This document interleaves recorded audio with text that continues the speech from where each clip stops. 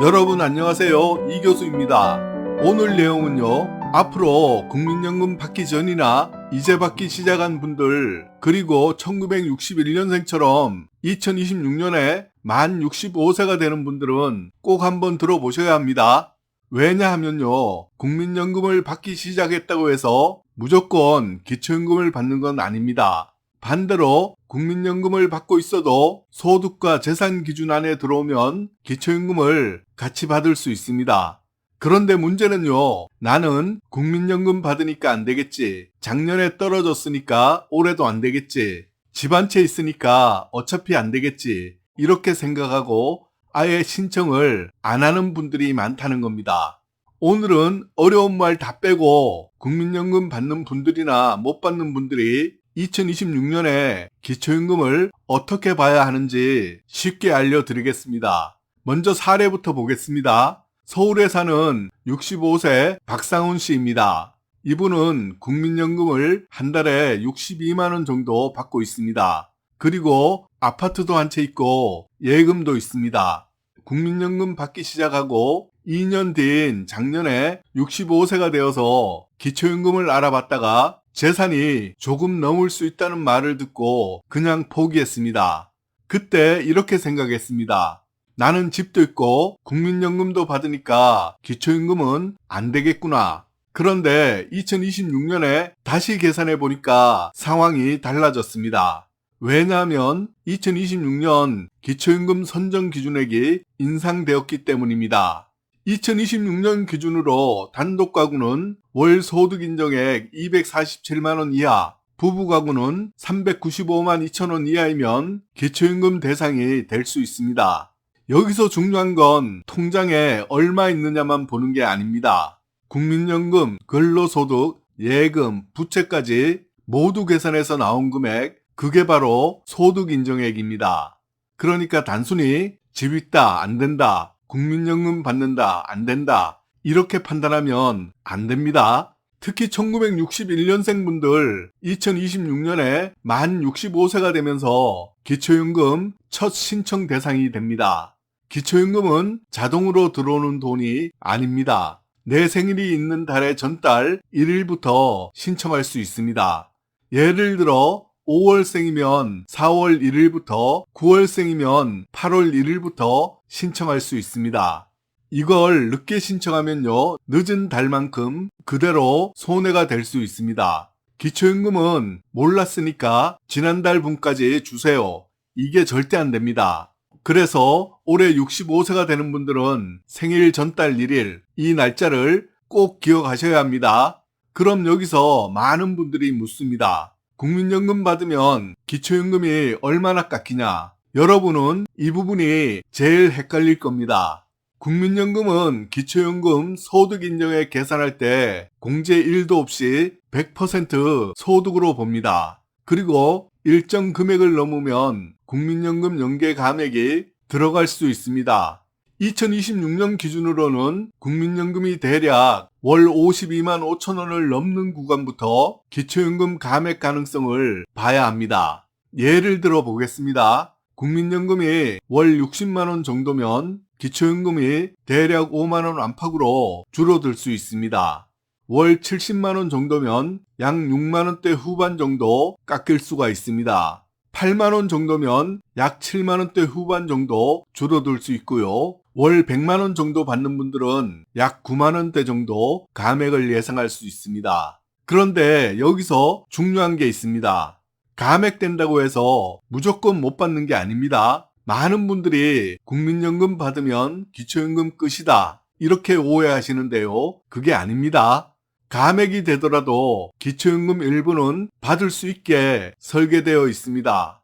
그러니까 국민연금을 60만원, 70만원, 80만원 받는다고 혼자 판단해서 포기하지 마시고 반드시 계산을 받아보셔야 합니다. 또 하나 중요한 게 근로소득입니다. 요즘 65세 이후에도 일하시는 분들 많습니다. 아파트 경비, 청소, 식당 보조, 마트, 공공근로, 노인 일자리까지 조금이라도 버는 분들이 많습니다. 그런데 근로소득은 국민연금보다 훨씬 유리하게 계산됩니다. 2026년 기준으로 근로소득은 먼저 116만 원을 빼주고 남은 금액에서 또 30%를 추가로 빼줍니다. 예를 들어서 월 150만 원을 번다고 해보겠습니다. 150만 원에서 116만 원을 먼저 빼면 34만 원이 남습니다. 여기서 30%를 또 빼면 실제로 소득으로 잡히는 금액은 약 24만 원 정도입니다. 그러니까 월급 150만 원을 벌었다고 해서 150만 원 전부 소득으로 잡히는 게 아닙니다. 이게 국민연금과 가장 큰 차이입니다. 국민연금은 공제 없이 반영되고 근로소득은 공제를 크게 해줍니다. 그래서 건강이 허락된다면 65세 이후에도 조금씩 일하는 게 기초연금에서는 무조건 불리하지만은 않습니다. 오히려 유리합니다. 그 다음 재산입니다. 재산도 무조건 불리한 건 아닙니다. 사는 집은 지역별 기본재산 공제가 있고 금융재산도 2천만 원 공제가 있습니다. 부채도 차감됩니다. 예를 들어서 전세대출, 주택담보대출 같은 부채가 있으면 그 부분은 재산에서 빠질 수 있습니다. 하지만 조심해야 할 것도 있습니다. 4천만 원 이상 고급 차량, 골프 회원권 같은 회원권은 불리하게 반영될 수 있습니다. 이런 건 기초연금에서 상당히 민감하게 봅니다. 그러니까 이런 경우는 기초연금 탈락이라고 생각하시면 됩니다. 또한 나는 차 있으니까 무조건 안 된다가 아니라 차량 가액이 얼마인지 어떤 차량인지 실제 계산이 중요합니다. 이제 수령 금액을 보겠습니다. 2026년 기초연금은 단독가구 최대 약 34만 9천 원 수준입니다. 부부가 모두 받으면 부부 감액 때문에 각각 약 27만 원대 후반 합쳐서 대략 55만 원 전후로 받는 게 현실입니다. 다만 실제 금액은 국민연금 수령액, 소득인정액, 부부 여부에 따라 줄어들 수 있습니다. 여기서 오늘 제일 중요한 부분 알려드릴게요. 작년에 탈락한 분들 올해도 똑같이 포기하지 마세요. 기초연금은 매년 기준이 바뀝니다. 작년에 탈락했다고 올해도 탈락이라는 뜻이 아닙니다. 특히 2026년에는 선전 기준액이 올라갔기 때문에 작년에 조금 넘어서 떨어진 분들은 다시 신청해 볼 필요가 있습니다.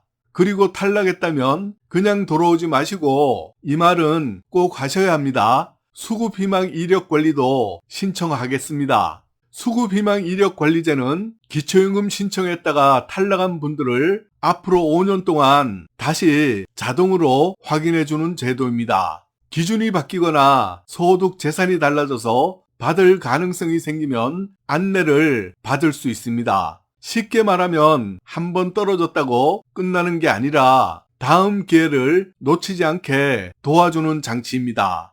그리고 최근에는 이 제도가 더 편해지는 방향으로 바뀌고 있습니다. 앞으로는 수급희망 이력관리에 등록된 분이 기초연금을 받을 가능성이 생기면 별도로 다시 신청하라고 하지 않아도 신청한 것으로 인정하는 방식이 추진되고 있습니다. 이걸 신청간주제라고 보면 됩니다. 다만 여기서 오해하시면 절대 안 됩니다. 그럼 이제 신청 안 해도 되겠네? 아닙니다. 지금 처음 신청하는 분들은 반드시 직접 신청해야 합니다. 신청간주제는 이미 탈락 후 이력관리에 등록된 분들의 반복 신청 부담을 줄이기 위한 방향입니다. 그러니까 오늘 기준으로 핵심은 이겁니다. 처음 대상자는 직접 신청, 탈락하면 수급희망 이력관리 신청, 앞으로 가능성이 생기면 안내 또는 간주 절차 기대, 이렇게 이해하시면 됩니다. 신청은 어렵지 않습니다. 가까운 주민센터, 국민연금공단 지사에서 신청할 수 있습니다. 거동이 불편한 분들은 찾아뵙는 서비스도 문의해 볼 수 있습니다. 준비할 것은 신분증, 통장 사본, 금융정보 제공 동의, 전월세 계약서나 부채 관련 서류가 있으면 같이 챙기시면 좋습니다. 마지막으로 정리 한 번 더 해드릴게요. 국민연금 받는다고 기초연금 포기하지 마세요. 작년에 탈락했다고 올해도 포기하시면 절대 안 됩니다. 1961년생은 2026년부터 첫 신청 대상입니다. 기초연금은 자동으로 안 들어옵니다. 신청해야 받습니다. 국민연금은 100% 반영되지만 근로소득은 116만원 공제와 30% 추가 공제가 있습니다. 국민연금 때문에 감액될 수는 있어도 무조건 탈락은 아닙니다. 그리고 탈락했다면 수급희망 이력관리제 이거 꼭 신청해 두셔야 합니다. 오늘 내용은 한마디로 이겁니다. 기초연금은 포기하는 돈이 아니라 다시 계산해 봐야 하는 돈입니다. 여러분의 노후돈 몰라서 놓치는 일 없기를 바랍니다. 시니어 파이팅입니다.